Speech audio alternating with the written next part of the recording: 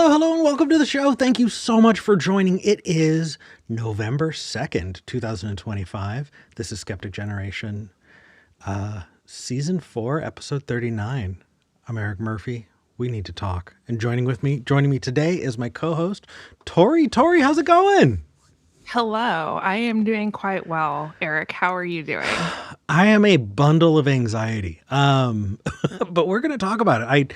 I know that when I talked to you the other day, or yesterday, honestly, I asked you how's it going, and you said that you went to the grocery store and it was a ghost town. hmm Um, so that means that everybody must be doing just fine, right? Sure. Sure. Uh, let's talk about it. What's going on? Yeah.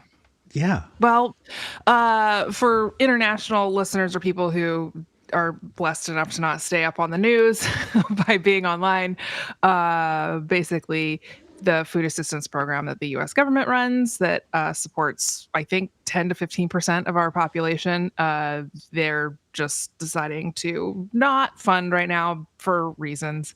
Um, and real declining empire energy that our government is giving, and so those benefits didn't go out. Basically, they give you a little card in the mail that looks much like a debit card or a credit card, and you use that to pay for food at the grocery store. So yeah, essentially, because of our government shutdown, they're not giving those funds out, and a lot of people depend on them. Oregon has, I think, where Eric and I live, Eric and V and I, Yeah. has like 4.2 million people and about 750,000 SNAP benefit recipients. So that's not nothing, No. right? You're like, and a lot of states have more than a quarter of the population receiving those benefits. And so usually the first of the month, when your SNAP card refills with your funds for the month, uh, the grocery store is very busy. I grew up poor. I grew up on food stamps for a long, long time, and I I still shop at the same grocery store, like the same like discount grocery store that I shopped at when I was a kid. And I just feel safer there. I feel safer masking there. Poor people are just not really interested in getting in your business if you're wearing a mask in public. Whereas like middle class and upper class people are like, hey, what are you doing? So that's where I shop. And so I actively try to avoid going on the first month. One, because I don't have as much of a I'm not constrained in the same way that like people who depend on benefits are, but also it's really busy. And so I usually avoid trying to go to the store on the first because it's just kind of mayhem. And Sure. yesterday weekend, again, 60+% of people who receive food assistance in this country have jobs. So we're not talking about um, people who are not contributing anything to society. They're caregivers, they're parents, they're laborers, Yeah. they're blue That collar people. Uh, they're one of the bazillion tech workers that have gotten laid off in the last few months out of who knows how many companies right. that are doing downsizing for AI shit. Yep, absolutely. And McDonald's and Walmart employees are one of the like they're a percentage of SNAP recipients, right? Because those are massive companies that choose not to pay their employees enough to buy food, afford food. And so again, like the what we're taught about people who receive benefits in this country is very um it's just very dehumanizing. It's very Oh yeah. demonizing, right? And so I was really struck by that yesterday, and I was like, I was waiting around for for my kid who was having a Halloween hangover from all the candy he ate. I was waiting for him to wake up, so I was like, I guess I'll go to the store, and it was wild. Like, it was quiet for a quiet day at the grocery store. Quiet. Parking lot was mostly empty. Um, and yeah, there was like not another person on the aisle you were on, sort of a situation. So yeah. Wow. And just as a quick update, a judge did decide that like those benefits have to go out, that, the president can't just unilaterally be like, nah, but those things take time. Right. And Yeah. so, yeah. And there's a lot of, and they're also very helpful. I mean, I want to make sure that people know that like kids in school do better at the beginning of the month because they have enough to eat at the beginning of the month and those funds run out and then there's less to eat. Yeah. And And it, I don't know this for a fact. I assume crime probably goes up at the end of the month if people don't have enough to eat, right? yeah, well, I mean, it's exacerbated by the fact that the last distribution of SNAP benefits was on October 1st, which means 31 days is an extra long month. Mm-hmm. So you Yeah. need to make that money last longer. Longer. And if things were not to have been fixed, kids in that situation in particular, their best meal of the day is often school lunch.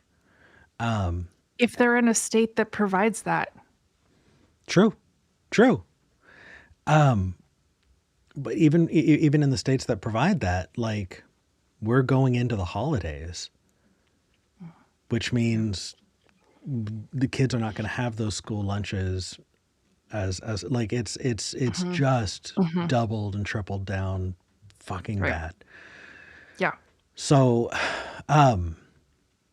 I really kind of wanted to dial in on this with you a little bit. You're more socially, politically conscious than I am, and I wanted to kind of get some more details about why people would vote against their own interests. But before I do, I want to put the phone number out there because I'd love for people to call in and talk to us. I'm honestly particularly interested in what our international viewers think about what the fuck's going on here. Because holy shit. So let me get the phone number up really quick before we dive into the topic. The phone number is 412-SKEPGEN. That's 412-753-7436. Or you can go to tiny.cc/SKEPGEN. That's tiny.cc/SKEPGEN. Our call screeners are waiting to talk to you. We'd love to hear from you. And in the meantime, let me get us back here. Okay, so it's really, really frustrating the number of people that I've spoken to who are actively being fucked over by conservative policies, who are actively voting for them. Mm-hmm. And I brought up to you yesterday, Tori, why do so many people vote against their own interests? And it sounded like you had more to say than I thought. I always have more to say than you think. Okay, that's not How? true. No, But well, on this subject, absolutely I do. yeah.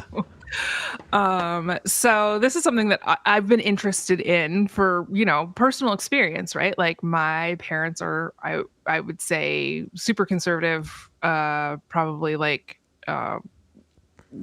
Christian nationalists, I think, is how they would be the category they would fall under now, from an academic perspective, right?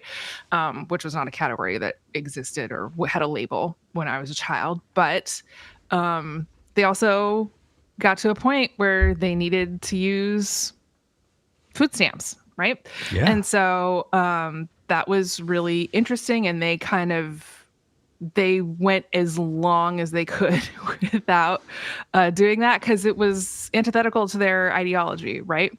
And their belief system, and they don't think that food stamps should exist despite having been on them for many years, right? And so it's a very interesting phenomenon that we see. And several years ago, I read this incredible book that dug into this a little bit more, called Dying of Whiteness. And I talk about it all the time on all of my podcasts and every show that I am on. I talk Here we about this go. book, written by Dr. Jonathan Metzl, who is a researcher and former, I think, internal medicine doctor. He was really interested in why he was seeing the patients that he was seeing. And so decided to like go back to school, which, I mean, lucky him that he can just like quit his job and do that. It's a cool story. And did a bunch of research on gun violence and health insurance and education. Health access is maybe a better way to put it. And he went and he wanted to talk to people and ask them, hey, why is it that you're voting for policies that are materially hurting you?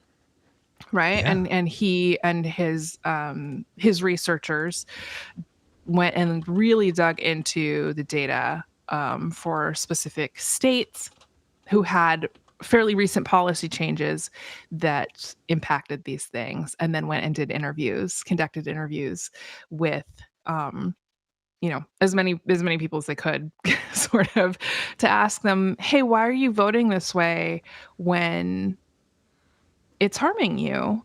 Yeah. And really what he came up with was that it was racial resentment, that white people experiencing racial resentment were like, you know what, if I don't get to be successful, these slurs also don't get to be successful, right? Right. If I don't have enough to eat, then those people definitely shouldn't have enough to eat. Obviously, it's a lot more complicated than that. I Um, Is it though? I mean, well, like, I think that some people, it's not a super conscious thing, right?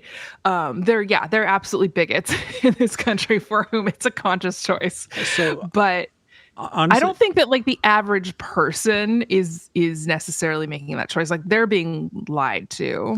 so I oh geez, I forget which book.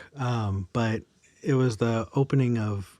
Once I remember it, I'll say what it is. But it opened up on a sociology class. There was a professor who really famously would start every semester by saying that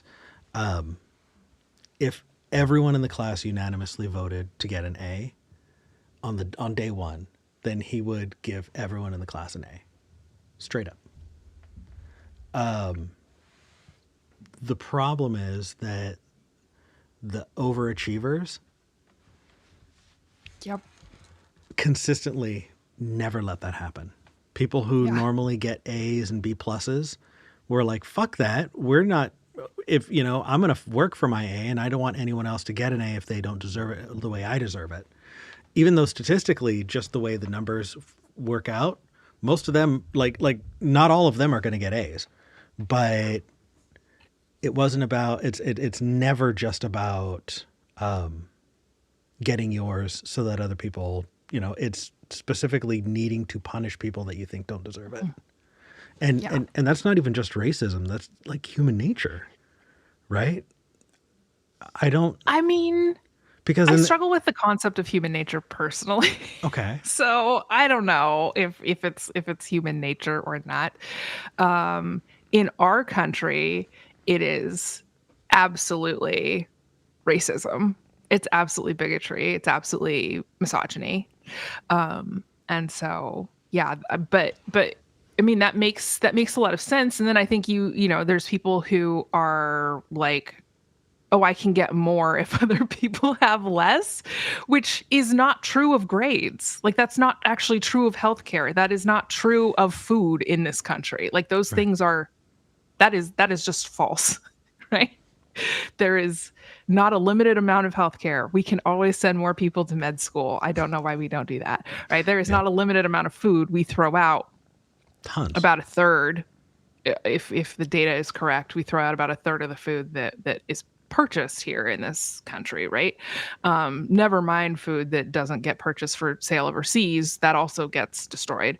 And so yeah, like there's a lot going on. Like that's it's a false dichotomy of there's only so many A's and I'm gonna get one, and so like all these other people don't deserve.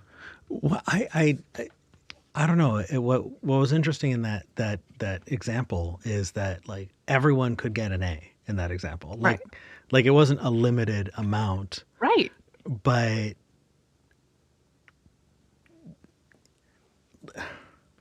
if you're already getting an A, why would you specifically vote for not everyone to? Because it's not enough that you should succeed. Other people need to fail. Well, yeah, and there's this idea that if everyone has succeeded, then no one has. right? Like I don't stand out if everyone else is also succeeding, I don't stand out. I'm not, we have this very sort of competitive Yeah. culturally, we have this very competitive, No, that's a in a good way point. that's harmful mindset towards how we interact with people. We don't have a collaborative mindset. It's like your peers are your competition. You need to destroy them if you Yeah. want to get ahead. So I'm sorry if I took things in a different direction, but like, what was it that the author found? Like, what was informing in his research? Like, why were people voting against their own healthcare needs or voting for gun ownership when stats were showing that it had a deleterious effect on their community? Yeah, I mean, what he really boiled it down to was ultimately racism. So he talks about gun violence, the idea like people going out and buying, white people specifically going out and buying guns, thinking they're going to need to defend themselves from Black Lives Matter or Antifa or fill in the blank, right? Which is not, we were discussing before we started recording, that's not how guns get used at all, right? But there's this narrative that's used to sell guns, interestingly enough, Yeah. that gun marketers use that is like, oh, you need to be able to defend yourself, right? Like they're coming for you. Which again, like you're not special. Nobody's coming for you. What are you talking about? But um, I mean, it's a marketing tactic, and it's reinforced by the information silos that people find themselves in. It's reinforced by their church community and their neighbors and their colleagues. Um, when you are especially if you're in like less diverse places, you're just not encountering different ideas, right? Yeah. And so it is human nature to try to go along right with what everybody else is doing. Like that's a safety thing for our nervous systems. And so there's that piece of things that I think is very true. But yeah, it was this idea of it, and people would tell him in these sessions, in these interviews, they would say like, I don't want people of color having healthcare. Like it's not fair to me if they have healthcare. So I'm just going to go without to make sure that they do not have it. That's insane. It is. That's insane. And I like these states, he like marks when these states like change their policies to essentially align with bigotry, and he's like watching their lifespan decrease. Yeah.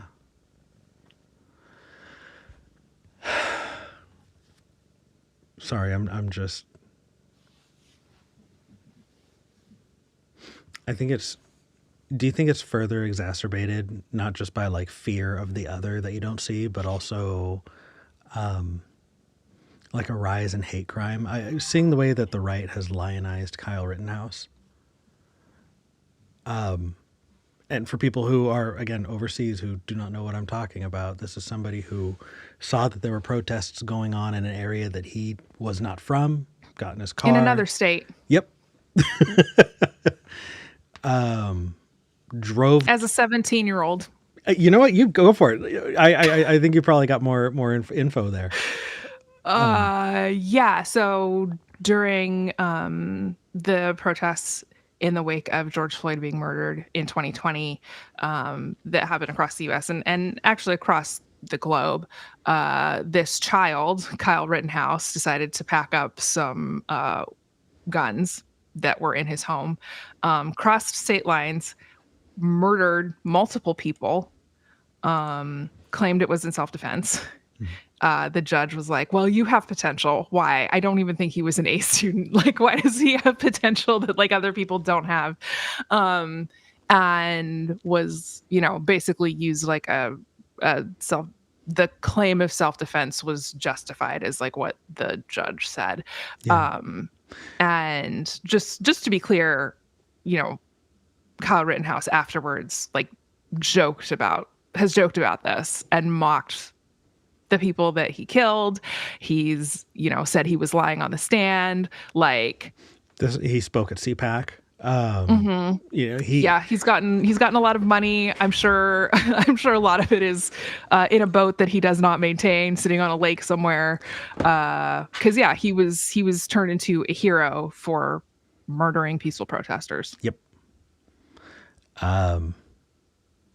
It like this isn't even a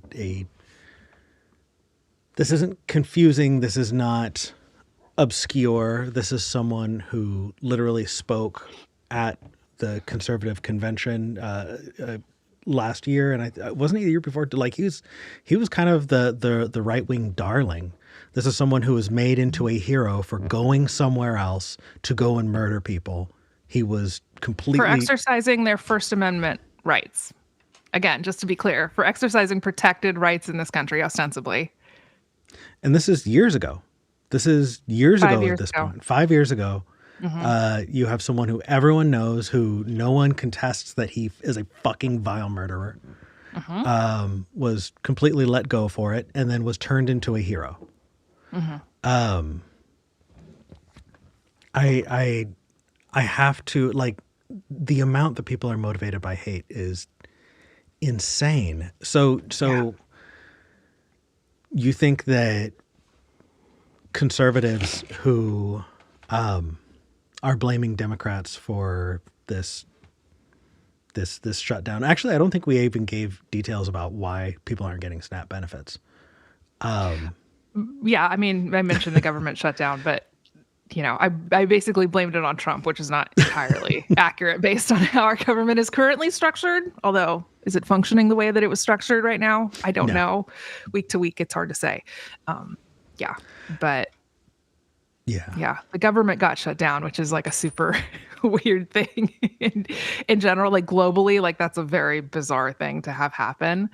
Yeah. And so, yeah. And I think just the bit more information for, because we do have a large international viewership. Mm-hmm.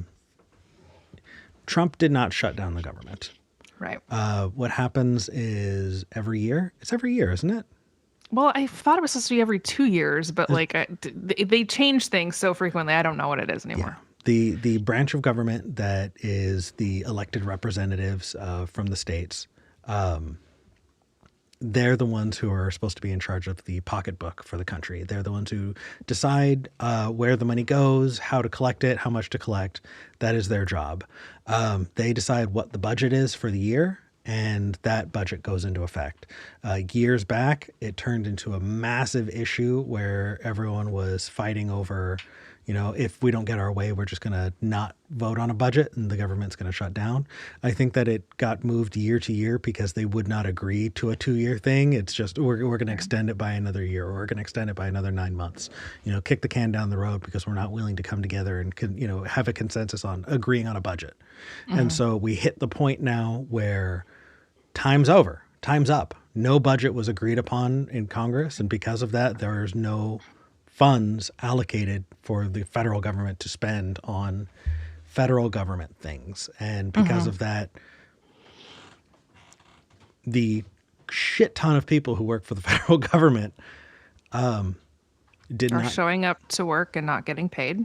and are showing up to soup kitchens because that's the only way their families are going to eat. Yeah. So thank you. So what is going on that has caused this difference of opinion that has gridlocked the government so badly that they're not willing to come to an agreement on what a budget is, or what the budget Right. should be? The reason is because the Republican majority has decided that they do not want to fund healthcare in a big way anymore. And so they are not willing to sign off on a budget that continues to support the people who depend on it for their lives. Democrats are looking at that going, okay, if we sign off on that, people will die. Yeah. This is not an if. This is a Yep. will thing. People will die. Yeah. They will not be able to get the health care they need. They won't be able to get their medications. They won't be able to get their treatments. And they're already signed up for that. This is already a promise that was made. And to take that away would be truly, truly vile. And so Democrats have said, we're not going to sign on to this bill, or we're not going to sign on to this budget agreement until it gets put back in. Republicans have said, get fucked. And here we are. Yeah. Here we are. So it's when we say government shutdown, people might be wondering, why are we at this point? Yeah. Because it feels like the only choice that is being talked about right now is starve now or die in medical debt next year. That's about it. Yeah. I mean, this is why I keep saying it, but it's like declining empire behavior. Yeah. This is not how a we're number one country behaves. Starving people and making them die of preventable diseases, preventable like illnesses and things that we could absolutely be, raising people's quality of life. We have the means to do that. And instead we're building data centers for racist AI. Right. And that is the other thing. It would make sense. I think I would listen to the Republican side a lot more if they were not also budgeting for massive tax cuts for the rich. Right. The shifting of money is not, it's not we're buckling down and tightening our belts because we as a country are needing to. No. Huge tax cuts for the wealthy being made by just well, the same people who are saying that, sorry, your health insurance premiums that you have to pay every month out of pocket are going from $1,200 a month to $3,600 a month for a family of four. And that's, I think, something that like a lot of international folks don't understand, is because of what is called Obamacare, because of the healthcare legislation that was passed. You, as a family of four, average is probably 900 to 1,200 USD every month to have access, to be able to go to the doctor, just to have access to like the building, basically. It's more complicated than that. They're not technically allowed to turn you away if there's an emergency, et cetera, et cetera. But our entire healthcare kind of structure is very grifty. And so you have to pay, again, thousands and thousands of dollars. And Obamacare came in and made it so that instead of, having to pay thousands and thousands of dollars, pretty much everyone could get healthcare for under $1,000 a month. Right. But basically because the government was subsidizing health insurance premiums that you have to pay every month, which was amazing for, for people who are making under, I don't know, 150% of like the federal poverty line. And even if you were making more than the federal poverty line, you could still get a discount, right? But it would be tapered, essentially. And so, that which was amazing, right? That like before Obamacare, you couldn't go and get a health insurance policy yourself, which is like really kind of wild. It had to be like through your employer, essentially. Like it was very difficult to go and like just sign up for health insurance, and it was cost prohibitive, right? Even if you were able to access that. And it was like, there were like 8 weeks or 6 weeks a year that you were allowed to buy health insurance. Like all of these things, if you have a medical history, what they call the pre-existing condition, the health insurance companies could be like, nope. Or they could unilaterally be like, oh, your kid has cancer, your policy now has a limit of $1 million. Right. So again, health insurance companies literally killing Americans. And countries like everywhere across the world are managing to deal with these problems without without health insurance companies, actually. Let's be totally honest.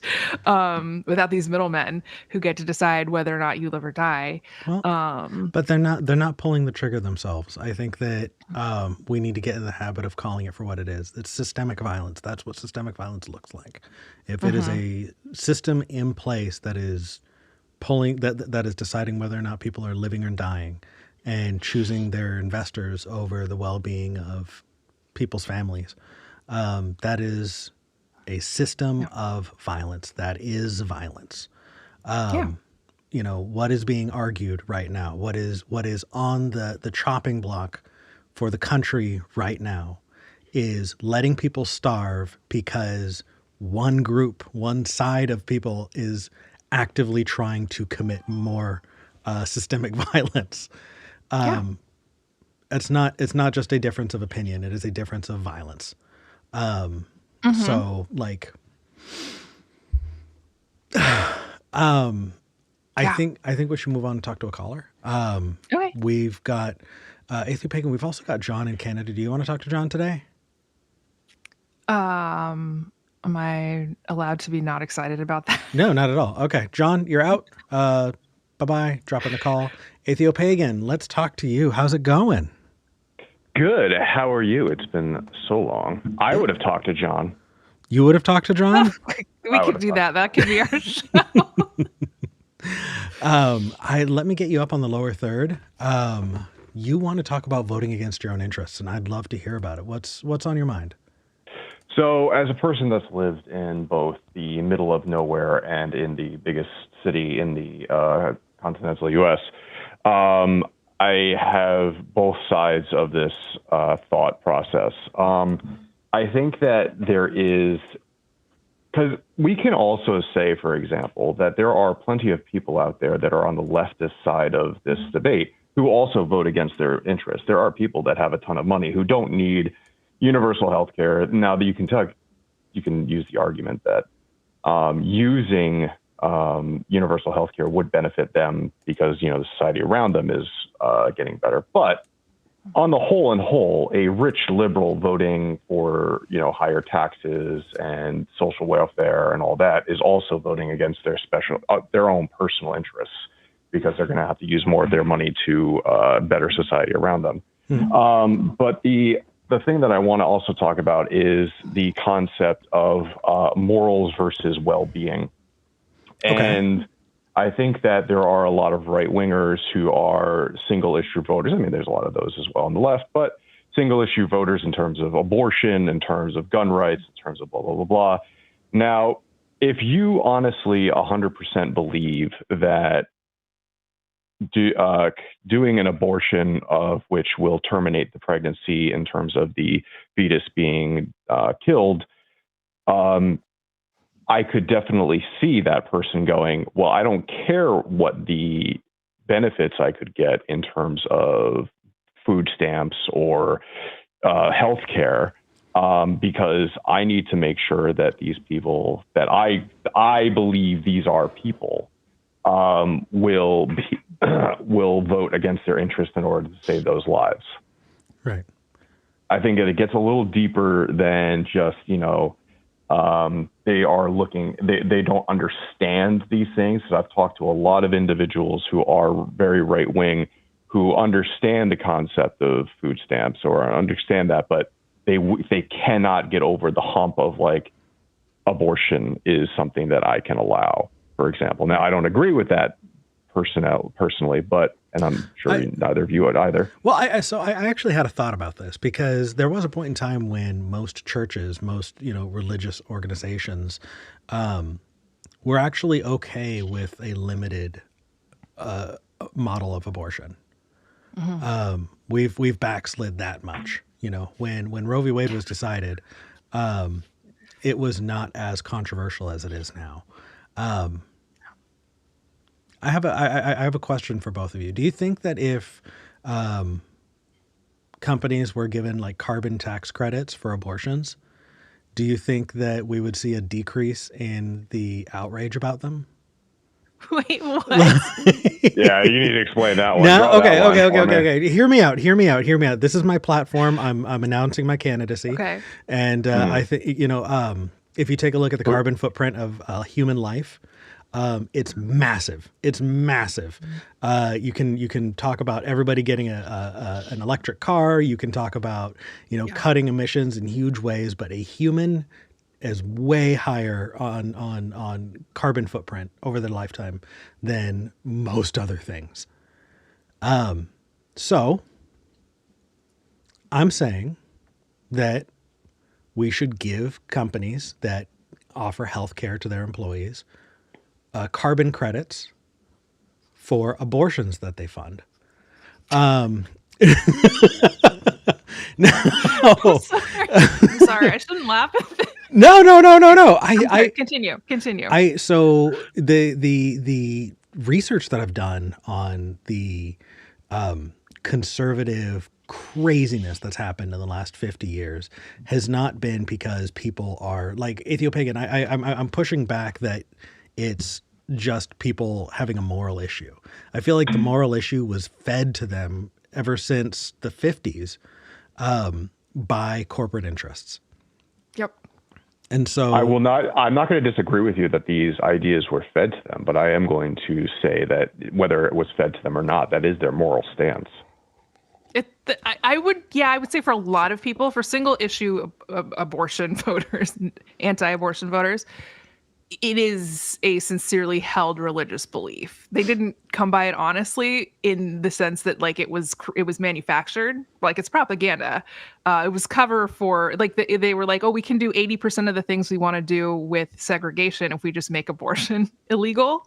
So they were like, if you look even further back, they were trying to figure out how can we continue to advocate for segregation and racial violence and terrorism.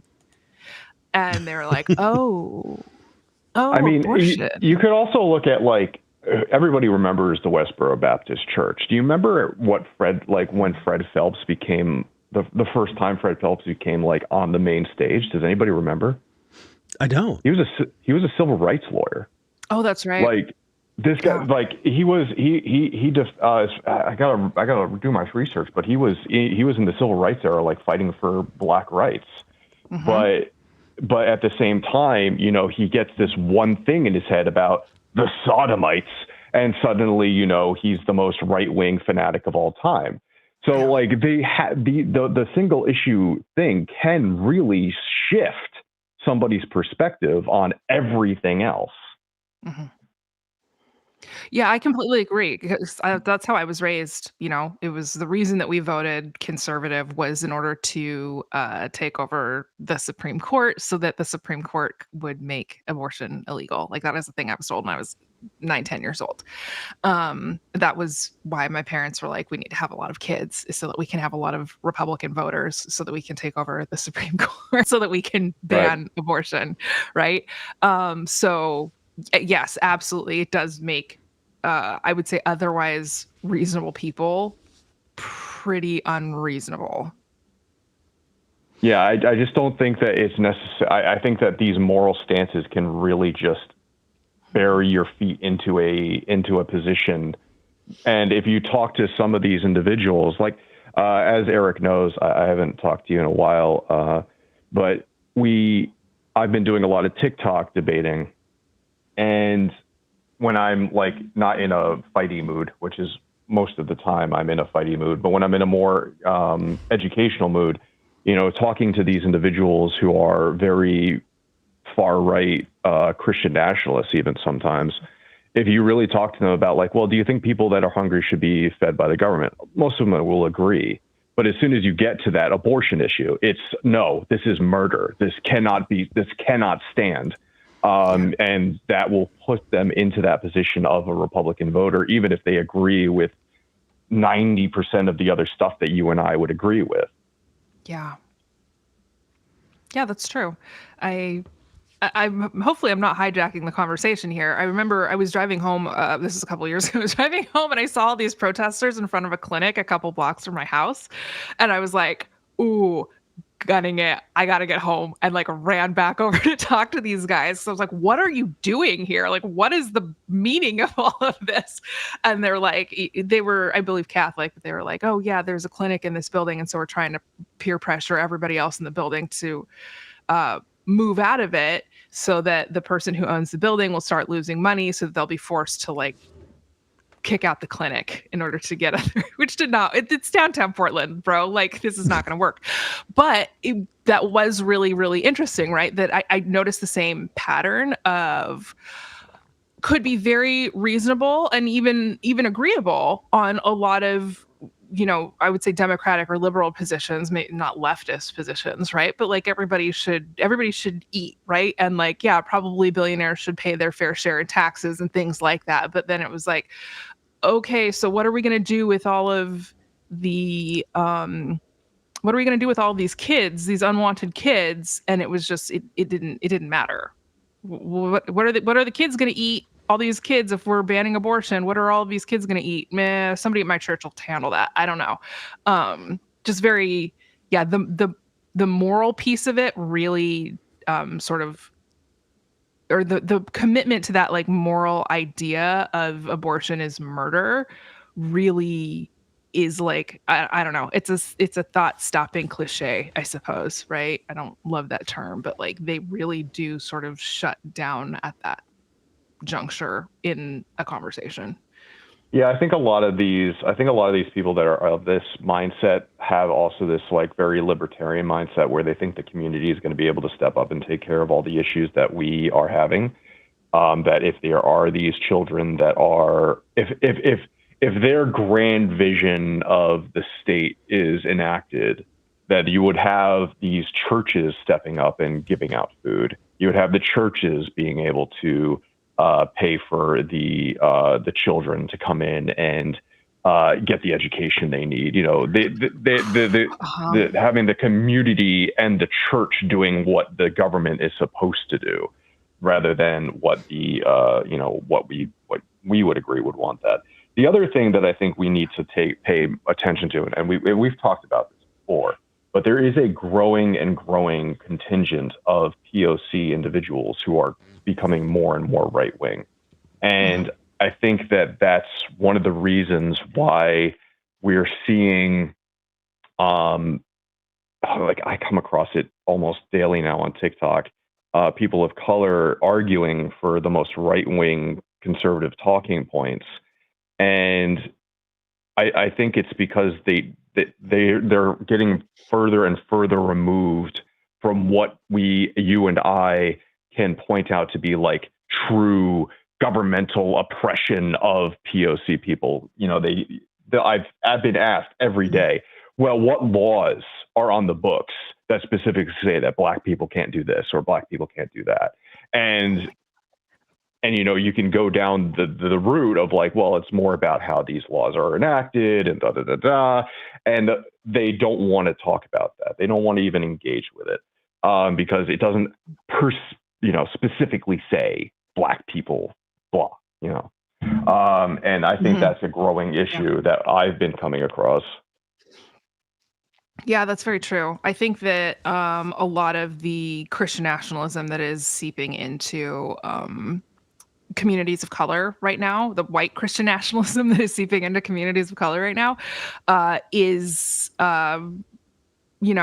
sorry to be offensive. It's a lot of those roots come from the church, right? Like it's more Protestant churches, and in the case of Black folks, more Catholic churches. In the case of Hispanic and Latino folks, Protestant for Asian folks as well. But like, yeah, that's a pipeline. There's like white Christian nationalist pipeline through churches into communities of color is a very real thing that is happening. And yeah, I mean, good for you for engaging in those conversations, honestly, because I'm just like, man, just look at the data. It doesn't matter what the law is if it's not being practiced in a way that is like racially equitable.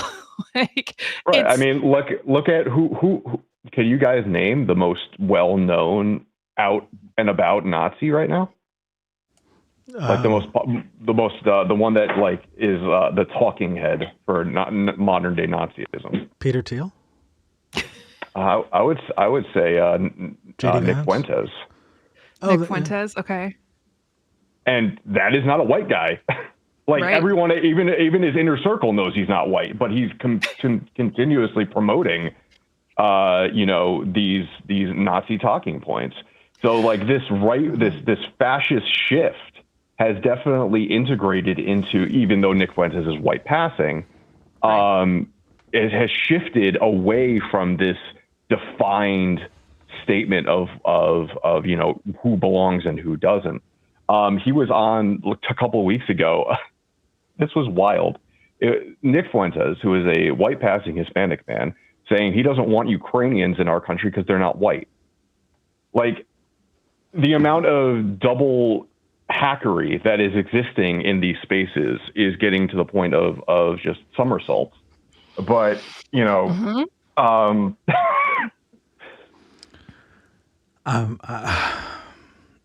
There are a lot of places to go with this. I know there's so many. I'm Gosh. I'm trying to pick one. So we had a caller 2 weeks ago who had a question for me at the very end of an episode, and it has been rattling in my brain ever since. They said, Eric, what do you think of the idea of the Balkanization of the United States? Have you heard of this, Tori? I have I not, but have, I'm yes. actually shocked that my 13-year-old has not brought it up to me. So the Balkanization of the United States is something that apparently is being kicked around and was asked to me, as if I had thought about it and had an opinion that I was ready to share on the show. But I think that if the topic is going to be brought up, I cannot think of very many other people outside of the two of you. There are others, but really, honestly, I'd love to talk to the two of you about it. People are talking about wanting to Balkanize the United States. What are your thoughts? And for people who don't know what I mean by Balkanize, look at the Balkan states, right? After the fall of the USSR, the Eastern Europe got broken up into their own individual countries. They've been fighting ever since. Right. It went really well. People are talking about wanting to do that in the United States. What are your thoughts? Actually, they were fighting them before that too. I mean, the Balkan issue has been an issue for hundreds of years. But go ahead, Tori. I mean, I'm not like an advocate for this. But it definitely, as time goes on, feels like it is within the realm of the possible. And I really honestly personally try to stay away from like Civil War talk, Balkanization talk. I know that that's the thing that people get really excited about. They're like, ooh, what if this happens? And I'm like, listen, if you want to die of dysentery in the trenches on the front in Colorado, be my guest. I have no interest in this personally. I think, I don't know what's going to happen, right? And I don't know how much power we're going to have come next election. Like let's talk in 12 months, right? About how that shakes out. I'm quite nervous about the state of democracy in this country, but I personally don't find a lot of value at this juncture in entertaining these ideas that white supremacists like get off on, where they're like, ooh, we could have more power if we like break up the country. Like, I don't know. I'm happy to discuss further, but I just, it's just interesting to me that like during BLM, you had people like Marjorie Taylor Greene arguing for a national divorce. right. And we all rolled our eyes. And now I'm seeing the left getting itchy for the idea of a divorce. I don't think that implies civil war. I don't know if I agree with that, but go ahead.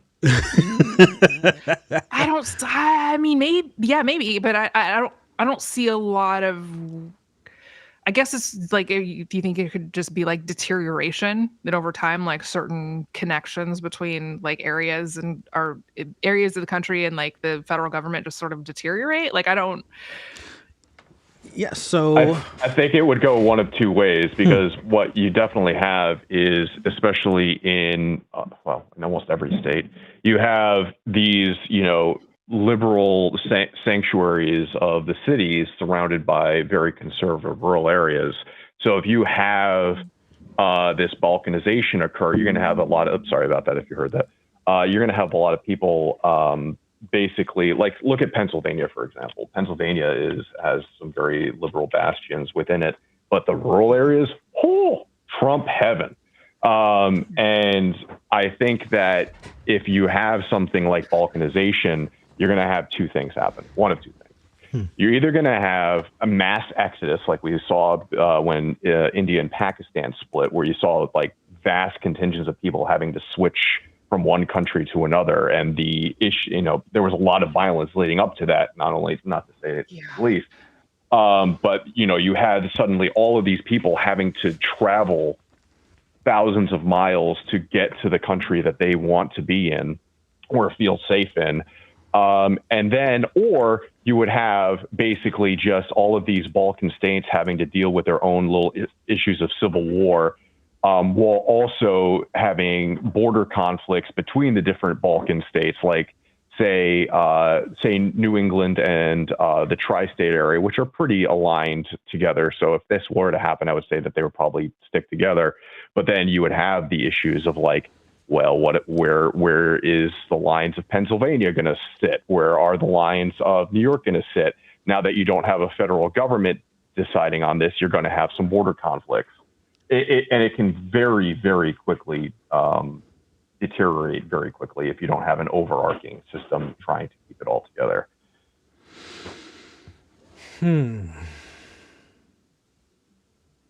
I don't know. Don't say I don't know. Fight me. Okay. Well, I mean, Fine. Eric, you did say that you don't see it as being a civil war thing, but I see it at least as being a lot of civil skirmishes, right? Yeah. Like maybe not a full blown like we're scrambling fighter jets to like bomb Pittsburgh, but like I really, really hope that the audio clip of you saying we're not scrambling fighter jets to bomb Pittsburgh is going to, I really hope that ages okay. Apologies to Pittsburgh. I'm like, and are we saying that like Trump heaven has fighter jets to scramble? Question mark. Like, I don't even know. No, they don't, but they have more of the guns. They do have a lot of the guns. I think that when it comes to the dissolution of empire, there are lots of ways that can happen. And that does not necessarily mean that people are fighting against each other. I think that the conflicts with the Balkan states, I would want to compare what those conflicts looked like when they were under the USSR versus what happened when they were able to call themselves their own nations and repatriate their own people. Say, hey, I know you're stuck in that state. You're actually should come over here. We are going to spend funds from our government to be able to move you here. Repatriation efforts were a thing. I also see things like, in the Philippines, right?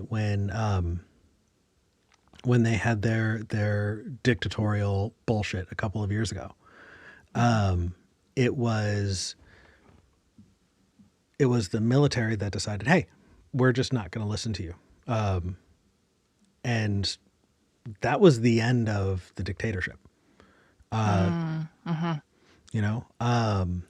In Nepal, you had the fall. This was this year, by the way, like in the last month and a half, 2 months.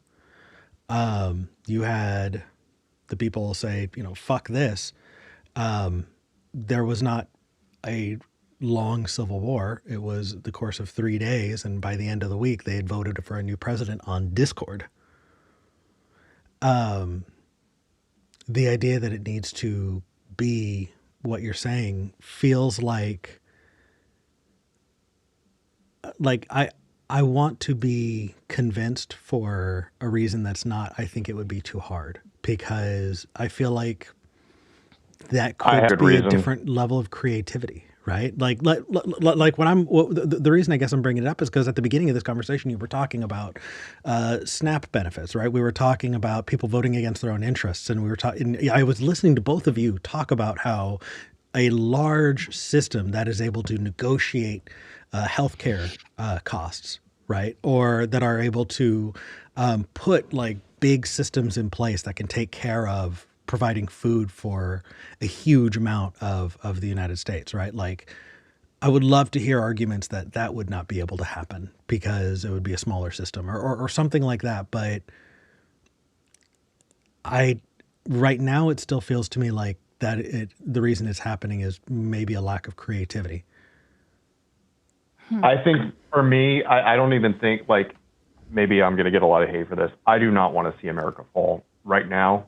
I see two other powers that really want to be imperial that are, in my opinion, worse than us.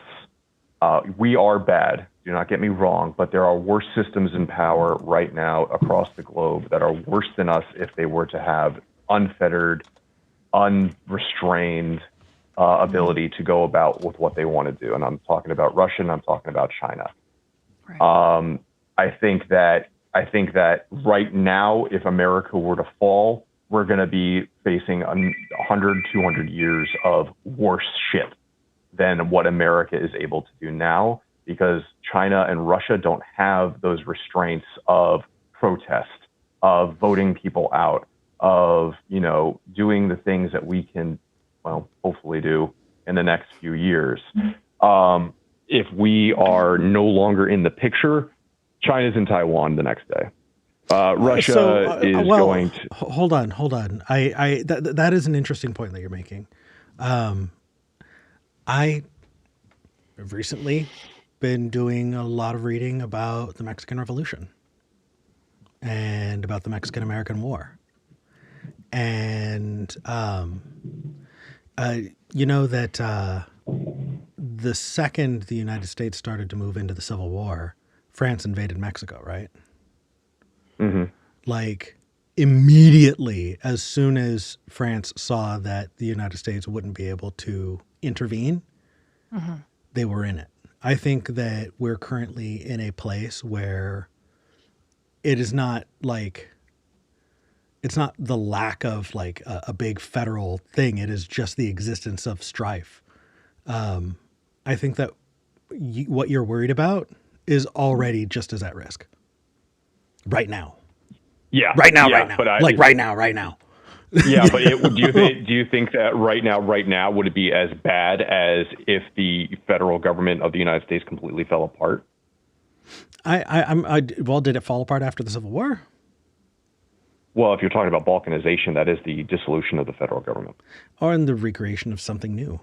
Right, but a disjoined balkanization where you might have some, the amount of time that it would take for any sort of unionization or alliances to start springing up and the resources to be allocated is going to give a lot of time for these countries to do whatever they want.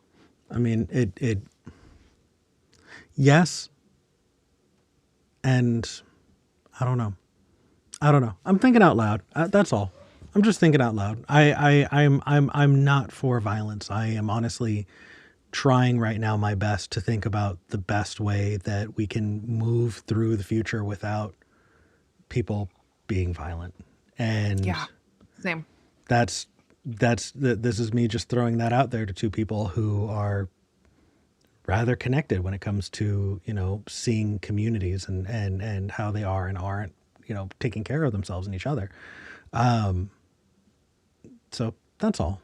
If the issue is that we won't be able to be the world police, I'm okay with that, honestly. Too bad. Yeah, So I'm okay sad. with the United States not being the world police.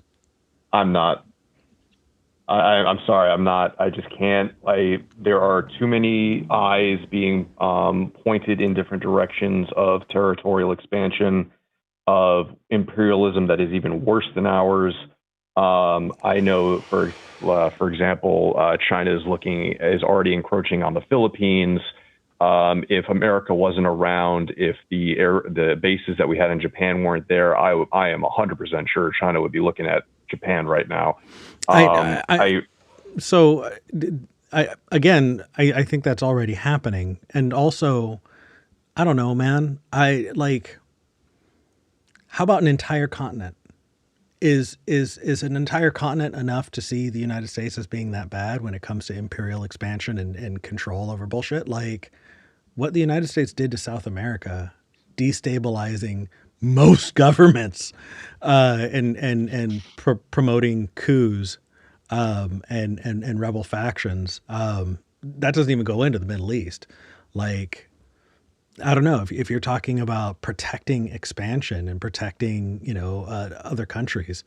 The United States has done a lot of bad shit. Yes, I agree. I did Like say that at the all the beginning. whole continent of South America, right? I agree, but there are worse systems out there. Is my point. There are governments that care even less about human dignity and human life than ours. And if they get the power to do what they wish, it would look worse than what we did in South America. Look at just what Russia does in Ukraine. We've found mass graves everywhere, and that's just from one country. If they can start attacking every other country that doesn't have nuclear arms, which is most of the countries around them, then, what is that going to look like? And that's going to be direct control, not just, trying to put somebody else in power. So, where's the book? I had a book. The book. There's a book. You two talk. I need to get a book. I know that you have a massive fucking Bible sitting right off screen. Is that what you're looking for? That's not the book. That's okay. Actually not the book. Just curious. Tori, where are you sitting right now with what I just said? I totally hear what you are saying. I also think I do think that there is a point at which other countries need to maybe be thinking about chipping in a little more. Like, sorry to be Trumpian. Like, that sounds really true. It's like NATO's not pulling their weight. They're not doing their fair share. But like, come the fuck on, guys. Like, please, we have our own shit going on. And I think that people, I don't know. I'm really concerned that like everybody else is just gonna sit around and be like, oh, that's not our business, if we're not the ones jumping in to save the day or maintaining the current status quo, right? And I it think depends who's in power. I mean, right now you have several countries with prime ministers who are anti-NATO and don't care what Russia does. Look at Italy. Look at totally. There was another one that like are hoping that NATO falls apart.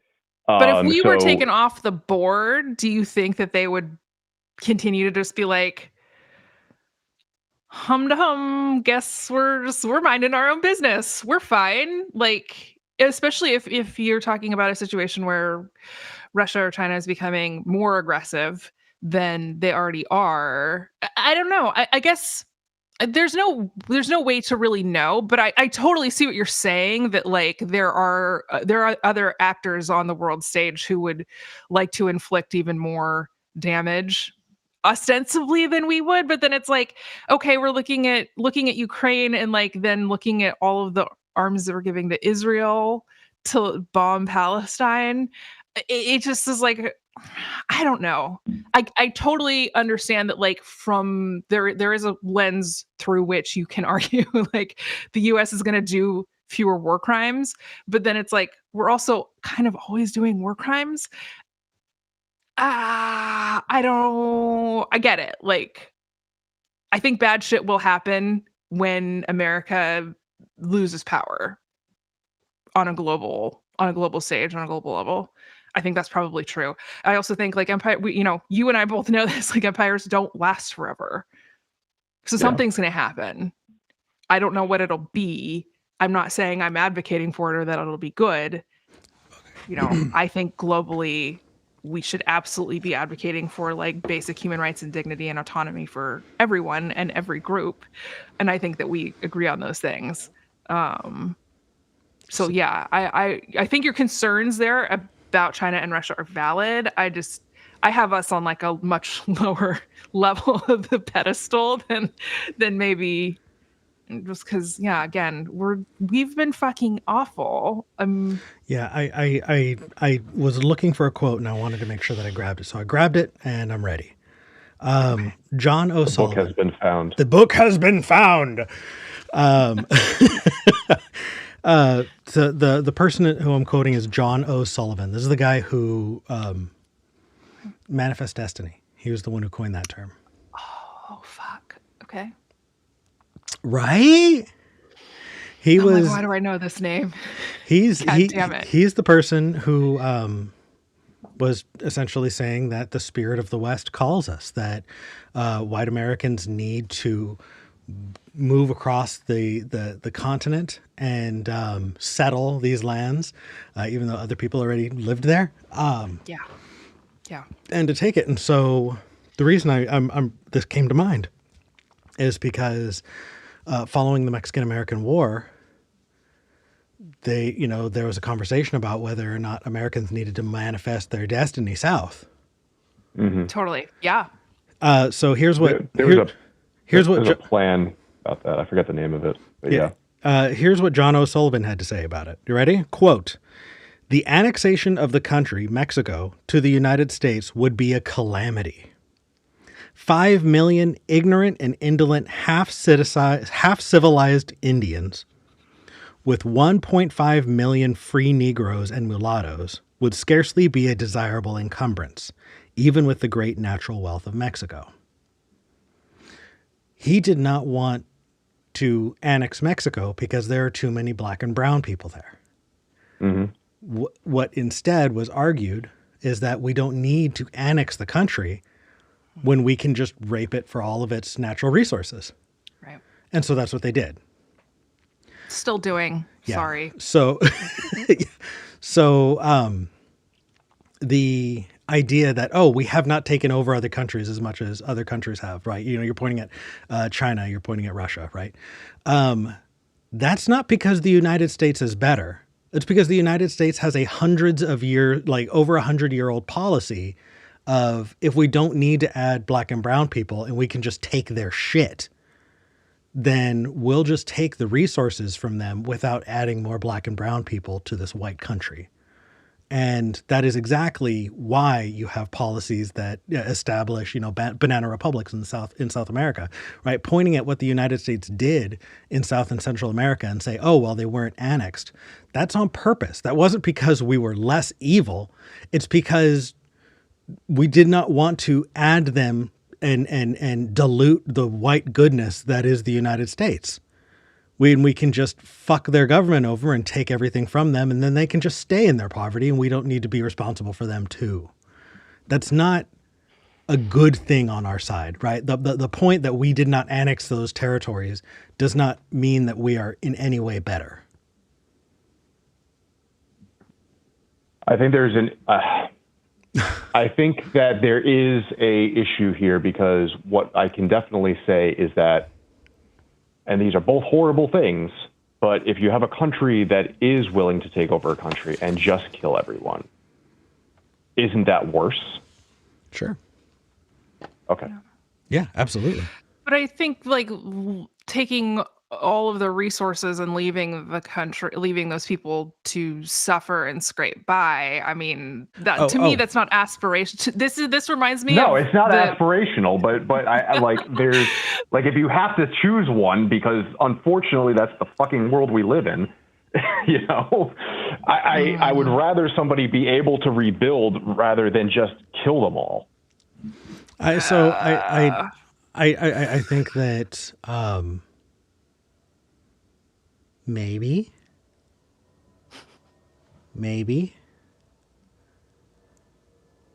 if those countries weren't as big as they are, they would not be able to flex colonial power to as terrifying a degree.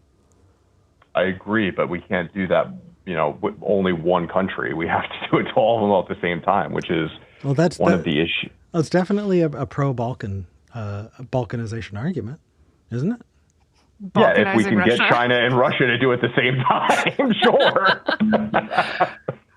I don't know enough about Russia. Here's the deal. I'm pro-Balkanization. If we go to Russia and China, they go, yeah, we'll do that too. Yep, that's how I'll be pro-Bal. I think that the United States' ability to control Russia and China is anyway. I'm already so far off base. Being called out in the comments, being told that the Balkans' relationship with Russia was very different, and that just highlights my ignorance. So I can be absolutely wrong, but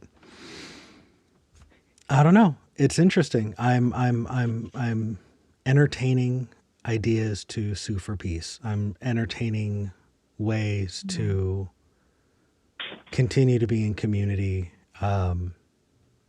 without all of the infighting. So anyway, Ethiopia. Well, good talk, everybody. I'm glad we're all happy and go lucky now. Yeah, thanks, buddy. Appreciate you. I appreciate you calling. Thank you. You're welcome. Talk to you guys later. Love you both. Take care, brother. All right, bye. Did you know that I actually got to meet SKEPGEN when I went back east 2 months ago? Whoa, I did not know this. Yeah. Amazing. In Baltimore? Yeah. Well, so we met up in Philadelphia.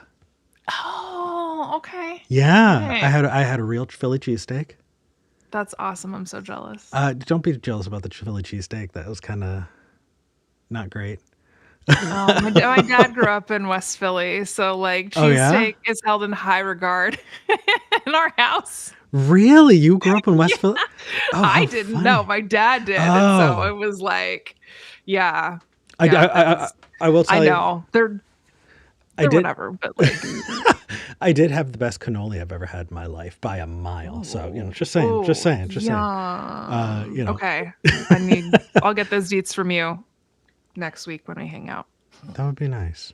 Yeah. I don't know. I just hearing the two of you talk made me wonder. It has been rolling around in my head for weeks now. What conversations people are having and what direction things should go. Because I don't know. I don't either. I'm glad that I think we're all on the same page that we like want as little violence as possible, whatever shakes out. And I really do. And I so appreciate, Eric, you saying like, hey, this doesn't have to be like a super violent thing. No. But the thing is things are ramping up to such a degree. There was a poll that came out about a week or two ago. Two weeks ago.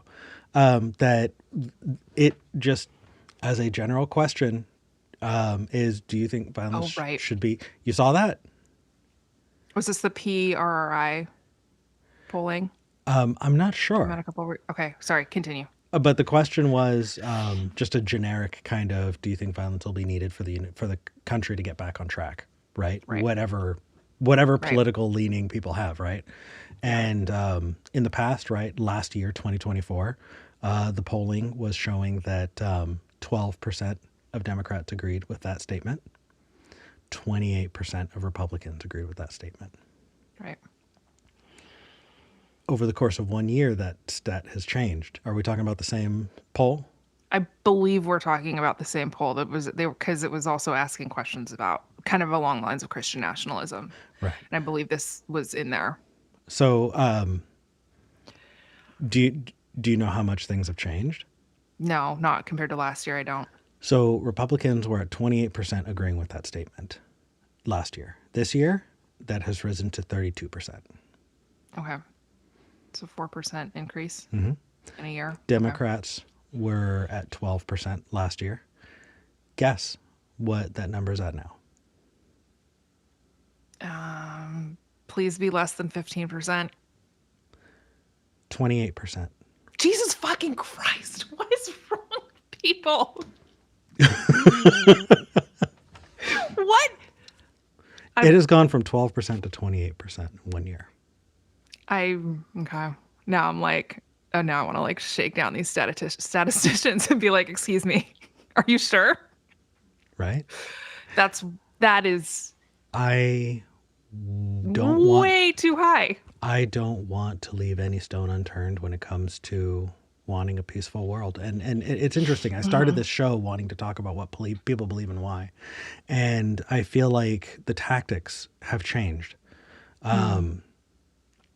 You know, I think since you and I have talked last, I've done a lot of thinking actually about the idea of a free marketplace of ideas.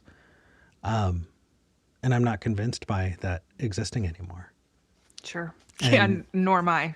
And that is kind of at odds with the audience that I've come to be, you know, part of, and even in some points helping to represent. Right, this idea that the free marketplace of ideas, right, the best ideas are the ones that are going to win out, as if we all are truth detectors and we're all going to go, oh, of course, that's the best idea, that's the one that I'm going to choose. No. Right. Yeah. But ideas aren't commodities. Right, ideas are not things that we buy and sell, and if we look at that model for 2 seconds, it makes sense that that's not the way that works. Right, if you take that Right. with food, then you would say, okay, well, the food that everybody buys the most is obviously the best, right?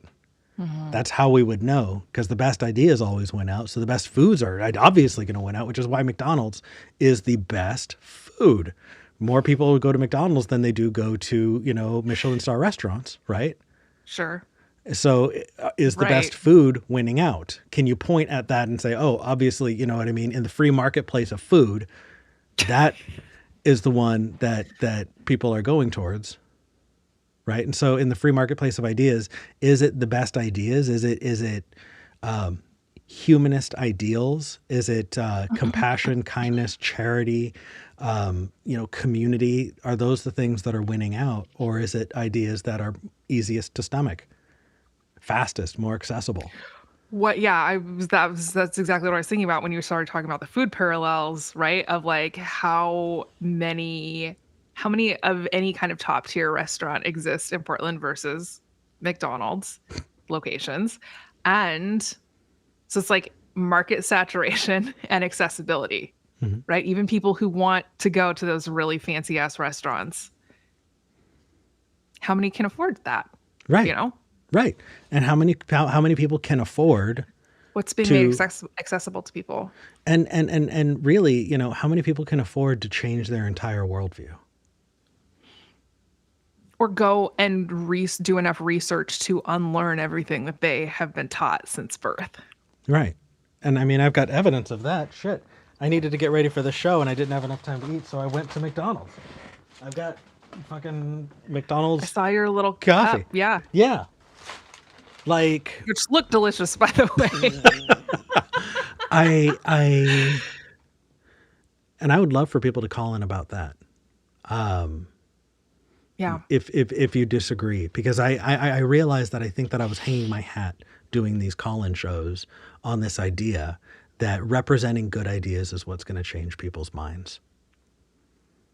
And I think that's hopeful. And I think creating a landing pad for people who are on their way out is a really important thing. And that is enough for me to want to continue doing this. But the idea that people are going to change their views because I have the one that's going to win out in the marketplace of ideas, when in reality, people are shifting to what is convenient and what is saturated. And I think that might be why we're having this big shift, because the market, a place of ideas, is becoming more and more saturated with more and more fascistic ideology. Yeah. And I mean, honestly, like thinking back on it, again, as someone who was raised by what we would now refer to as Christian nationalists, and like, how did I change my ideas as someone who was born to participate in the culture wars? Is like a lot of it was relationships. And it is much easier, I will say, having been on both sides of it, it is much easier to be in a relationship with a moderate, let's say like a moderately conservative evangelical who goes to church every Sunday than it is to be in a relationship with someone who's like, oh yeah, no, actually I think the Nazis were onto something. Or, oh yeah, I think that like actually the South was right and that like slavery should have been universal. And people so it's harder to be in relationships with people who hold such like egregious and dehumanizing views, which means that there's less interpersonal influence, never Right. mind like the algorithm. Right. And I think it's taken me quite a bit of time actually to recognize that, religion is not an edifice. And the faith background that I came from really instilled in me the idea that it is, that, we're a big block. But that's not true. This last month, did you know that the Anglican Church fucking blew up this month? Did you know that? Yeah. The Anglican Church blew the fuck up. For people who don't know about this, look it up. It's a big fucking deal.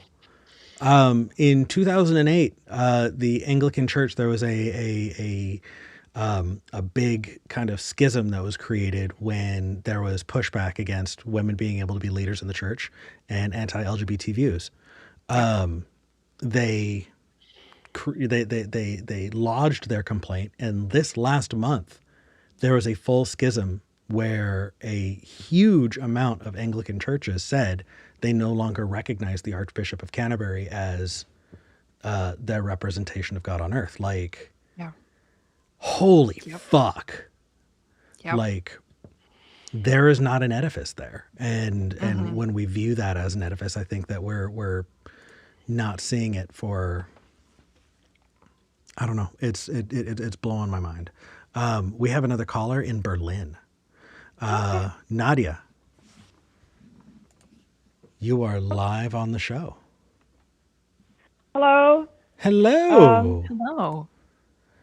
Yeah, you were just talking about the whole 28% of Democrats believe that it require violence to, I guess, get the country back to some kind of livable state and all that kind of thing. Yeah, isn't that fucking wild? No, that's people have been noticing that there are massive problems for a while.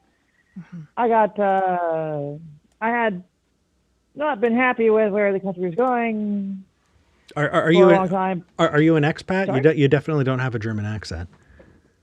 Yeah, I was saying I fled the country at the beginning of the year before the inauguration because I got a call from a friend who said they did some moonlighting for the Republican Party for their voter information statistics, and they said a lot of really wild stuff, a lot of stuff that we were seeing, like the occupation of blue cities, and also that I guess LGBT stuff will eventually get made illegal outright. So that's another big part of it. Yeah, well, that's on the Supreme Court docket coming up, is overturning. Marriage equality. Well, What was the Obergefell? Obergefell, yeah. yeah, marriage equality isn't the one that says they want to like throw LGBT people in prison. That's just Right. says you don't want to recognize that you're married. Right. The one, I guess, Clarence Thomas in his concurrence to Dobbs put on his hit list that's really consequential is Lawrence v. Texas, where I guess it was the Supreme Court ruled that laws against gay sex were unconstitutional. Right. So, yeah, they overturned that one, and all the laws against gay sex that the, I guess, red states had really not only never taken off their books, but never really stopped enforcing. Right. Go back and do full effect. Yeah, I did not realize that anti-sodomy laws were going to get put back into play as a thing that should be. I didn't realize that. Well, that's when they overturned Roe v. Wade. When Clarence Thomas said that, yeah. He had this whole list decisions to overturn, right? I'm not sure. That's what I heard, was that I didn't realize that it was Florence v. Texas, though. I think I understood that he had basically put some language into his decision that opened the door for that and kind of invited people to, but I guess I didn't put it together that it was like the criminalization of just being a queer person. So Yeah, and obviously there's various kinds of laws that can make someone who has had their body reshaped in significant ways through trans medical care can basically have their existing outside of a prison cell be illegal. So, and those are kind of more diffuse. It's not really a I'm court decision to do that. yeah, I'm not aware of that being a thing right now. But it is a concern, absolutely. Well, the drag bans were always basically saying that somebody who's trans is quote unquote in drag, and therefore, and then of course they never actually stop offending because it's the state of their body. Yeah, they never get let out, and the whole civil commitment scheme for the homelessness affairs in the Utah slave labor camp are also not good signs, because the civil commitment is a giant truck giant hole you can drive truckloads of different things through, and I'm actually going to need to look that up, because I'm not aware of this forced labor camp. What is it called? I want to fact check that. You said it's in Utah? Yeah. It's supposed to be for ICE, and they also say that they're gonna put the homeless people in there too. Okay. Or citizens, not just I'm gonna look into that, and Tori, I want to talk to you about that if that's the case. I'm not aware of that right now, and if that's something that is getting news in Germany, but not here in the United States, that's something I want to know about. And if it's not, if it's not the case, I definitely want to also call that out. Actual German language news, not really that suspicious of what is going on in the United States. They'll say, there's just that bad thing occasionally here and there. I won't really get this far into it. I've also followed news from other places. Yeah. Let me take a look at that, and then and get back to you on that one in particular. But you said in your notes you want to talk about why you fled the United States. Yeah. What happened? So, I got the warning that this was coming. That it was going to be different this time, and I kind of already had that idea, but they said it's going to be even worse than I thought. You said you were moonlighting for the Republican Party. What does that mean? No, it's not. I was the source who warned me to flee the country. Oh, so someone you know personally? Yeah. Okay. Oh. Well, I'm glad. I feel that. I have to tell you, I know 3 people personally who, in the last 5 months, have fled the country. So I get it. I'm glad that you're somewhere safe and well. Did you emigrate? Were you able to get asylum? No, it's not asylum. It's basically my work was able to just kind of say that they would, set up the work arrangements for me in Germany instead of the USA. Nice. That's great. Yeah, that's basically like transferring to the German branch in a way. That's fantastic. Okay. Good. Können Sie Deutsch gesprochen? What's that again? Do you speak any German yet?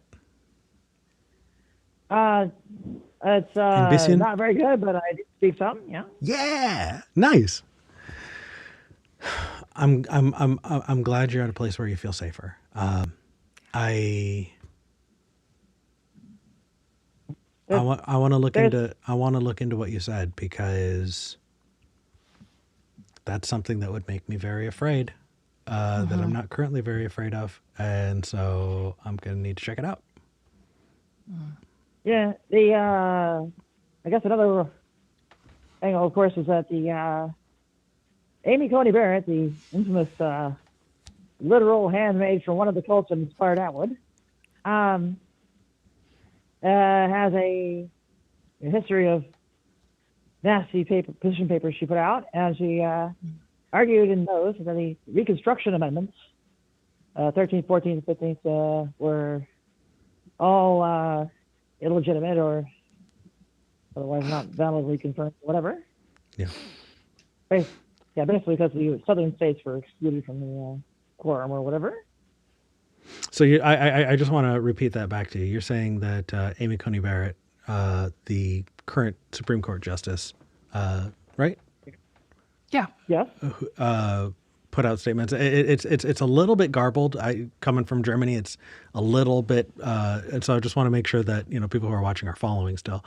You're saying that Amy Coney Barrett put out some papers in the past arguing that the 13th, 14th, and 15th Amendments do not legally are not substantiated legally, or can be dissolved potentially. Yes. Okay, and what were the 13th, 14th, and 15th Amendments?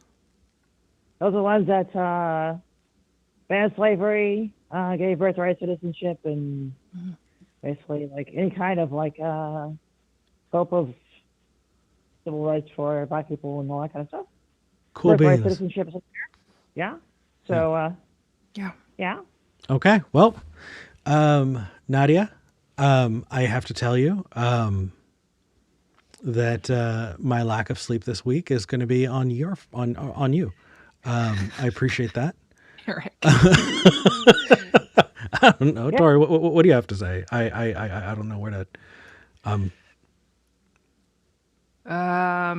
Yeah, so I was looking up this Utah camp situation where they're, my understanding from just a super brief overview is that they're planning on putting unhoused and or people who struggle with mental illness here. Involuntarily is the word that the I saw in the New York Times, where people were comparing it to Nazi concentration camp. Critics of this idea. The governor is Utah Governor Spencer Cox is saying we're rounding people up and giving them the support they need. I don't know. It's very strange. It does not seem the thing, if people are if people are going to be put here, it's supposed to be between 1,300 and 1,200 and 1,600 bed campus. It looks from the renderings, at least, not terribly dissimilar to something like a prison structure. I don't know. I guess we will see. I guess it really depends on this is not, we've already done these kinds of things, and this is not how you deal with homelessness or drug addiction or mental illness. These kinds of massive campus type. Maybe you can leave. Maybe you can come and go as you please. Maybe you can't. That historically has been a place where a lot of harm has been done, a lot of abuse, a lot of state abuse. Okay. So I'll look into it a little more. It looks scary though, for sure. I definitely see the concern. Yeah, it'll keep getting to our ears as you dig further. There's a lot that can be smuggled in there as far as the military equipment and stuff. Basically one of the options for avoiding having to like pass a new law or whatever against trans people is basically just say, well, they grab them for that, and then Yeah. Right. You're mentally they're ill. gone. Yeah, Yeah. absolutely. That's definitely a risk for sure, especially in a state that is as red as Utah. Yeah. Well, it's all national anyway because ICE is barging into New York City and Los I Angeles and San Francisco. I think that I think I need to do more research. I've got these things written down and I want to do more research before I talk about it on the air. Like the things that I've brought up so far are things that I'm relatively comfortable about. And I don't want to jump in to that without a little bit more legwork. That said, where you're at, feeling that it was time to go, I get it. I think the brain drain on the United States has been happening for about a year already. The best and brightest have been kind of filtering out. So I appreciate that you're still following. And if it turns out it sounds like it may be that you've just got a better ear to the ground than we do, which is crazy because you're in Germany. But I want to look into it. So give me some Also, New time. York City. Yeah. Give me some time. I still have all my old subscriptions from when I was still in the USA. What? I still have all my old subscriptions from when I was still in the USA. Okay. I don't know how that fits. Oh, for news, Oh, New York Times and things like that. subscriptions. I thought you said prescriptions. I was like, Nadia, I don't know if talking about your meds is the right way to go here. Got it. Okay. Yeah, Nadia, Tori, unless there's anything, I think I'm going to move on to our next person. Yeah.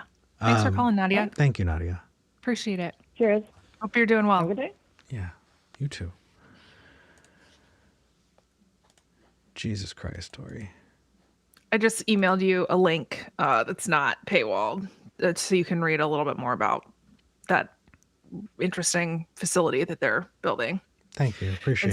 in Salt Lake City. Yeah, I couldn't get a good read on it because but we've been moving away from those massive facilities for a while now, specifically because smaller facilities tend to be, I would argue smaller facilities tend to be better, especially when you're talking about mental illness, that either you should be like in a hospital or a place where there's actually enough staff to make sure that you are well and safe and improving. But so yeah, if they were like, oh, we're building a big hospital and there's going to be housing here for unhoused people also, like, that to me feels different than just like, but I don't know. So yeah, we can research it together after the show.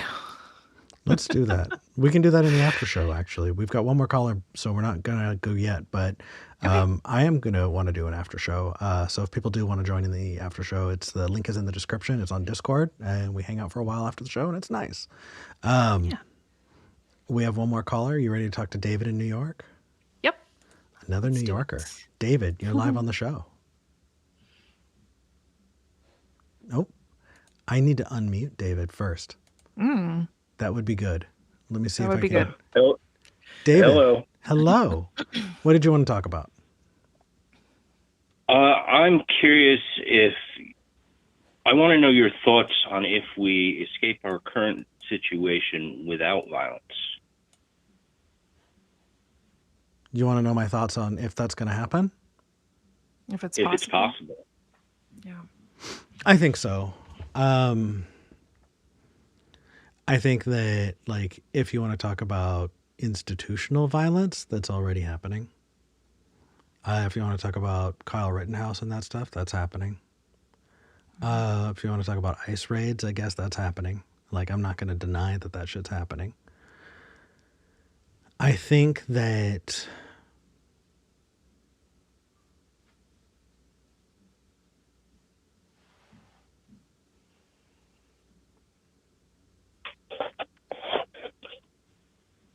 I think I'm looking for hope. Mm-hmm. I think that I've turned to reading history about when there was a lot of civil strife, not just in this country, but in others. And there have been times when people have been worse than what's going on right now and made it through. And so I'm holding out hope. And I think that in order for us to find a resolution that's peaceful, what history has shown is that it is done through solidarity and community building. That's it. In France, when things were at their worst at certain points, it was when guards and military were sent in, and the military went, "Nah, dog, we're not going to do that." Or that you saw a massive de-escalation, and I'm hopeful of that. Yeah, I'm afraid. I'm afraid every day. But I'm holding out hope. And I'm finding more and more examples of things to be hopeful for. Tori, what about you? What are you thinking?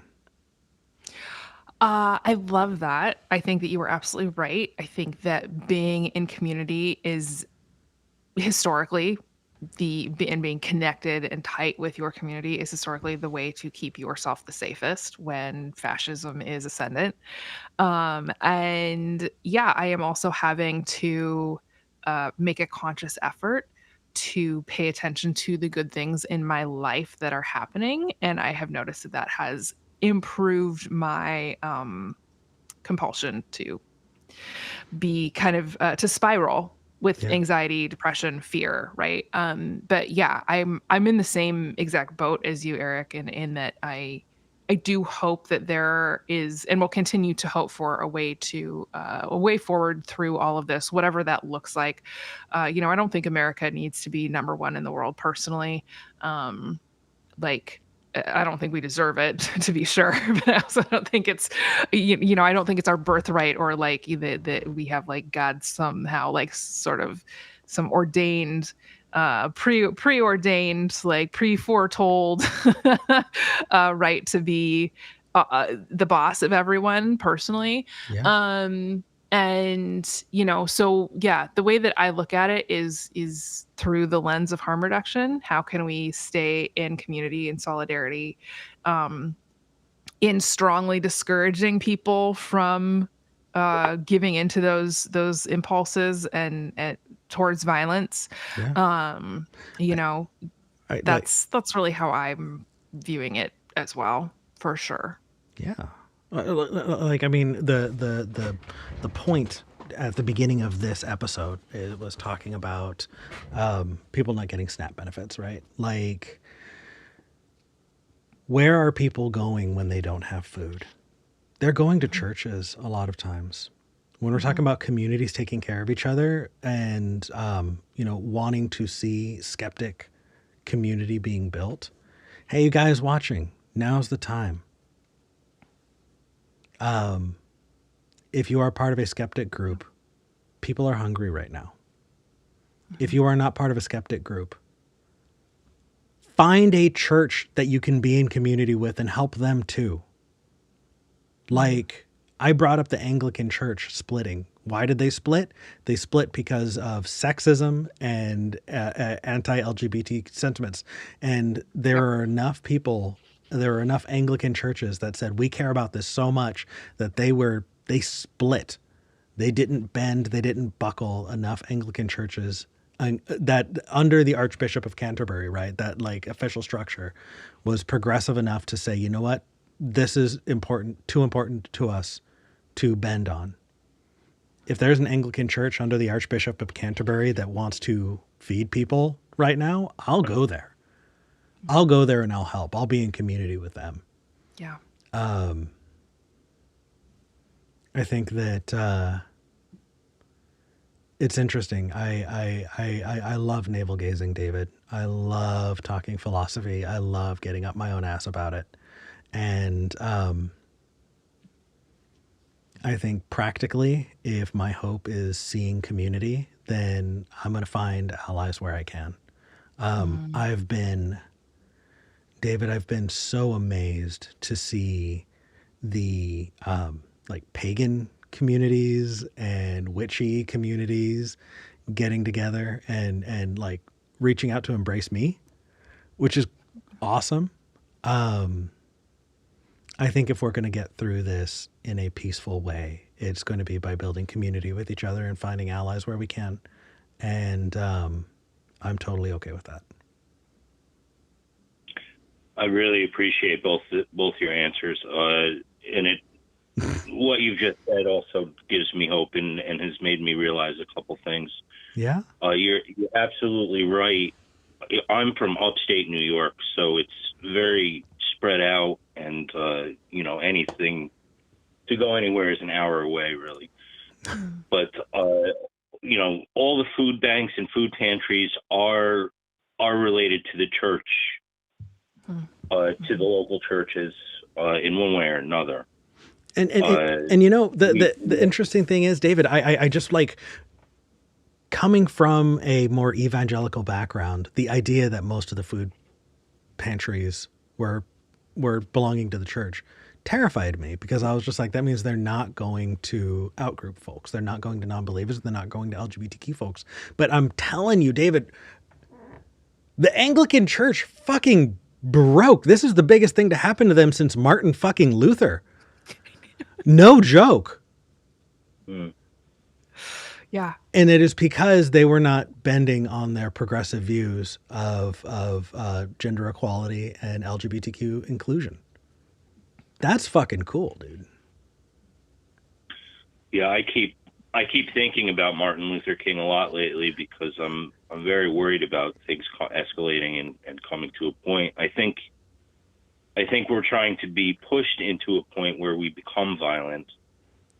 And, I'm always constantly advocating for nonviolent resistance. And I keep thinking about the Edmund Pettus Bridge and how smart it was, and the way that Martin Luther King handled it. And they didn't cross the Edmund Pettus Bridge right away. They waited until the right moment.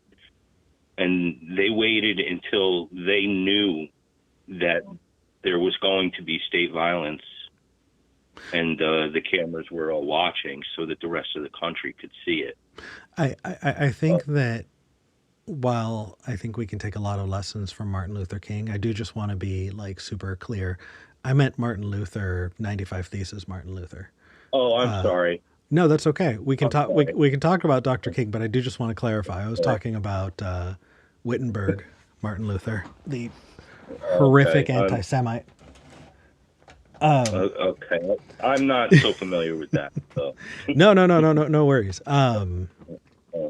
But regardless, I think that if you're talking about a marginalized group standing up and speaking out, that is incredibly important. And I think that there are a lot of lessons to be learned. And I also think that we're not there anymore. I think it's bigger. Absolutely. So, I still believe. I'm just looking at from history to try to learn to not to necessarily say that this situation is the same or anything. But I believe that what is happening is the state is trying to make people desperate and hungry and angry, and I think that once one of these protests or something does turn violent, that will be the excuse to escalate, send in more military, control the next election, midterms. And I fully think that that's the plan so far. So I think we need actionable things that we can do. And I think that if I am going to prioritize, I want to prioritize feeding the people who are hungry who haven't gotten their SNAP benefits right now over crossing a bridge. I'm not saying both aren't important. I'm just saying that, like, everyone's really excited to be a part of the No Kings protest, but how many of those people are looking out for their neighbors today? And I just want to draw our attention to that. Hey, y'all. Well, I must say that here around surrounding me, I think that everybody has stood up and is doing everything that they can. Food banks around here have, they're starting to claim that they have an overabundance of food, and even cash donations, and a lot of local businesses and a few local political groups. Everybody seems to be focused on providing food for needy people, and that's been happening for weeks now. So That's the community is standing up. Good. Then let's reiterate how people can get involved in their communities. I think that's a really great way to wrap up the show. So I think we'll probably move into that. David, I really needed to talk about this before the end of the show. Thank you. No, thank you. I really appreciated you letting me come on, and I really appreciated everything you had to say. I actually feel better now that we had our little talk. So Me too. Thank you. Take care. Thanks, David.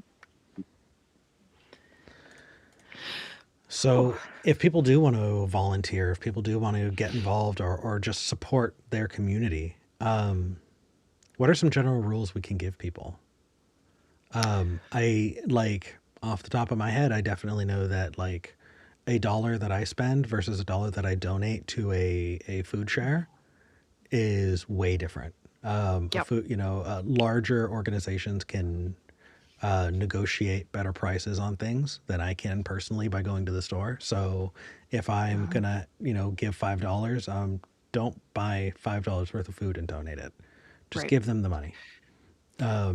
Yes, completely agree. That's what food banks have been asking for decades at this point is we can actually do more with your money than we can with your 2-year-old can of chili. And so, yeah, that's a big one. I would also encourage people, if you see, I just talked about this on my Patreon. It's a post that's going up. It's free. It's for everyone. It's not a locked post or anything like that. But my co-host Benji and I were talking about this, right? Benji is someone who's experienced homelessness, and me is someone who grew up, using food stamps. It's like, hey, what are the best practices here? And honestly, we were taught the most important thing to do is to give to these big organizations. But I think if they're local organizations, they're going to know what the need is in your community, in your neighborhood, on your block, much better than a national organization, right? And I'm not inherently opposed to national organizations, especially for people who have a ton of money that they need to give away for tax reasons or whatever, whatever, that's fine. But for just normal everyday folks, it's not ideal, right? I strongly discourage that. But for normal people who have, between $5 and $100 to give, if you can find something that's in your neighborhood, in your community, that is going to go even farther because they have less overhead, right? Absolutely. They have fewer costs. So, and if you are in a place that is flush with volunteers and donations, turn your attention to rural areas.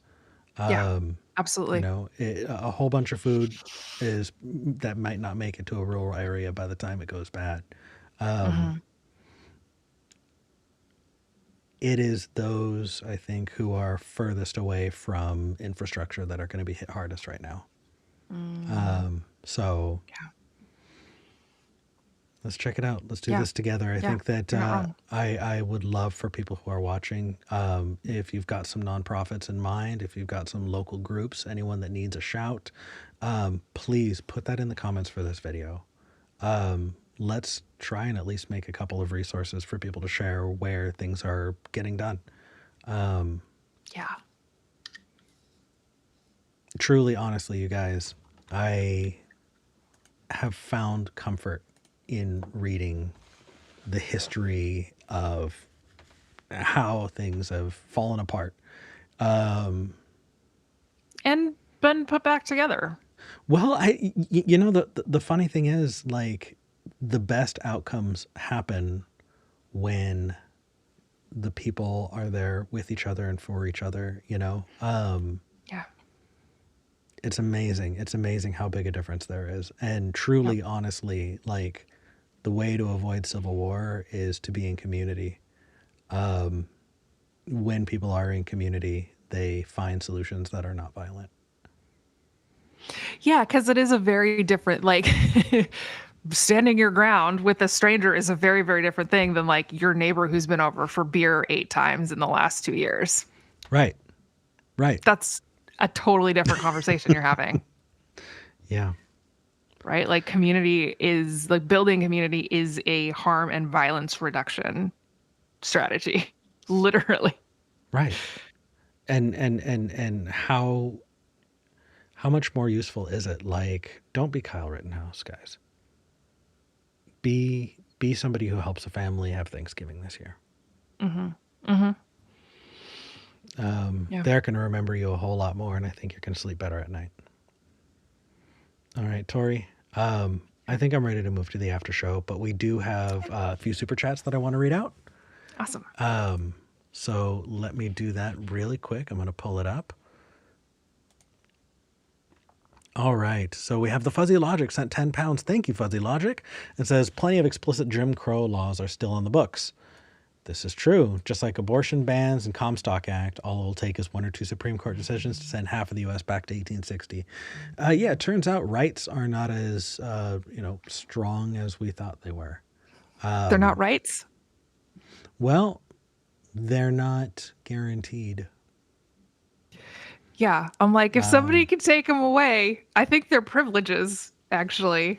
I read a different quote that actually is helping me shift that as well. Okay. The quote is that rights aren't to be given the way you give a handout or the way, what is it? They're not to be asked for or just handed out. Where there are no liberties, where there are no rights, they are created. We need to create them. If we're seeing a system that is this easy to break down, then let's continue to create those rights for ourselves and each other. Yeah. I'm trying to shift my view from one of defense and breaking down to one of hoping and creating and wanting to create. So I can't create liberty for everyone, but I'll do whatever the fuck I can to help create liberty for you, Tori. Yeah. Yeah. You know? I love that. That's really cool. I know, right? It's a much, it's a much more hopeful sort of framing. Yeah. Nadia Chambers sent €2 and says, I fled USA before Inauguration Day. I'm in Berlin now. And then you called in. Awesome. Okay. Jay Klein sent $5 and says, please don't spend this at McDonald's. I promise I won't. Scout's honor. Everything that comes into the show goes right back into it. And it is truly, truly appreciated. Joshua Everett sent $5. Thank you. It says, just got back from weekly grocery run, about half as many people as usual, twice as many perishable items discounted. No shit. It's going to get worse, says Joshua Everett. The Fuzzy Logic sent 5. Fuzzy Logic, didn't you already? You super chatted again. Thank you. Sent £5. It says the 2024 SCOTUS decision on homelessness and vagrancy laws was Grants Pass, Oregon versus Johnston. Yeah. Vagrancy laws are back on the books now. Jesus fucking Christ. Rogue Lesser sent $4.99. This is the only thing that can be done to us are things we allow to happen. I don't know about that one. That feels victim blamey in a way that I'm not ready to accept. I think that we need to create a safe world for each other And if Yeah. you're not doing that yet, hey, you guys, have a good chat with yourself. Think about it. Find out what kind of spoons you have to invest. And if that's 10 minutes this week at a local shelter, if that's half an hour at a local food share, if that's, Giving someone a ride, yeah, picking up a food box for someone and dropping it off. Like, honestly, like, isn't that amazing that, like, if you're doing that, you are creating that little bit more liberty for the person that you're dropping that food off to, yeah. right? Maybe it's not guaranteed for everyone, but it's something we need to actively build and create. Tori, how can people find you? Yeah, I'm not super online at the moment Understandably. for my own mental health, but I am on Blue Sky if you want to find me over there. You know, a couple times a week, generally speaking. It's toryglass.bsky.social. You can also find my podcasts, Go Home Bible You're Drunk with Justin Gentry and White Homework with Benjamin Fay. And yeah, so we're talking about life post evangelicalism, white evangelicalism, honestly, on both shows. Yeah. Yeah, I know. So yeah, No, it's generally where you can find me. I love it. I you know, I support you. I hope everybody watching does too. Check out Tori. Tori's absolutely worth it. Tori, I know that you have like family stuff. Will you be joining the after show for a bit, or do you got to go? I can pop in for a little bit. Yeah. I love that. Y'all come join us in the after show. We'd love to see you there. Until next time, I'm Eric Murphy. I'm Tori Williams Douglas. This is Skeptic Generation. I'm glad we had this talk.